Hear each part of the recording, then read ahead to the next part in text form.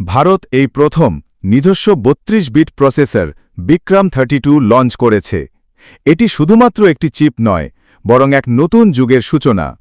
বিক্রম-32 বিশেষভাবে launch vehicle এবং satellite মিশনের কঠিন পরিস্থিতির জন্য ডিজাইন করা হয়েছে, কিন্তু এর মজবুত ডিজাইন এটিকে প্রতিরক্ষা ব্যবস্থা, উন্নত স্বয়ংচালিত প্রযুক্তি এবং নির্ভরযোগ্য শক্তি সুবিধার মতো অন্যান্য ক্ষেত্রেও ব্যবহারযোগ্য করে তোলে। ভারত সরকারের সেমিকন্ডাক্টর স্বনির্ভরতা মিশনের এটি একটি বড় সাফল্য, যা ২০২১ সালে শুরু হয়েছিল এবং এখন মাত্র ৩.৫ বছরে এই লক্ষ্যে পৌঁছানো সম্ভব হয়েছে। এটি মেড ইন ইন্ডিয়ার আরেকটি উদাহরণ। এটি শুধু একটি প্রযুক্তিগত সাফল্য নয়, বরং এটি ভারতের ডিজিটাল ইন্ডিয়ার স্বপ্নকেও বাস্তবায়িত করতে সাহায্য করবে।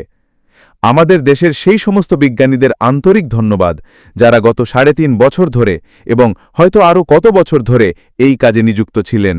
জয় হিন্দ।